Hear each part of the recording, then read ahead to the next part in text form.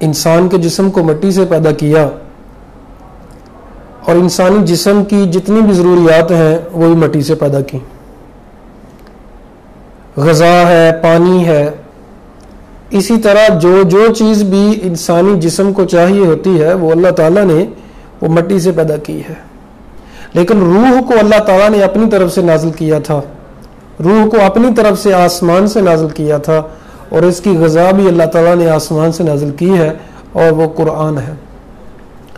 موجودہ دور میں لوگ دل کے سکون کو اس لیے تلاش میں ہے، دل کا سکون نہیں مل رہا کیونکہ لوگ جو ہیں روح کی غذا بھی یہ مٹیریلسٹ سے ڈھونڈتے ہیں. روح کی غذا جو ہے وہ بھی تلاش کرنے کی کوشش کرتے ہیں کہ ہمیں مال سے ملے، دولت سے ملے.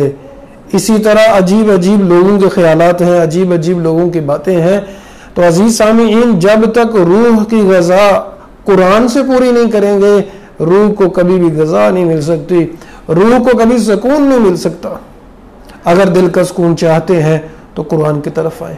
اگر دل کا سکون چاہتے ہیں تو قرآن سے، روح کا غذا چاہتے ہیں تو وہ قرآن سے ملے گی. اللہ تعالیٰ فرماتے ہیں افلا یتدبرون القرآن ام علی قلوب اقفالها، کیا یہ قرآن مجید میں غور نہیں کرتے یا ان کے دلوں کے اوپر تالے لگے ہوئے ہیں؟ عزیز سامعین، تالوں کو کھول دیں، قرآن کی طرف آ جائیں. اللہ تعالیٰ نے قرآن جیسی نعمت ہم سب کو عطا کی ہے، دل کے سکون کے لیے، آنکھوں کے چین کے لیے اور روح کی غذا کے لیے. اللہ تعالیٰ سے دعا ہے اللہ تعالیٰ ہمیں قرآن کا حق ادا کرنے کی توفیق عطا فرمائے. آمین ثم آمین. جزاکم اللہ خیرا واحسن الجزاء فی الدنیا والآخرہ. بارک اللہ فیکم.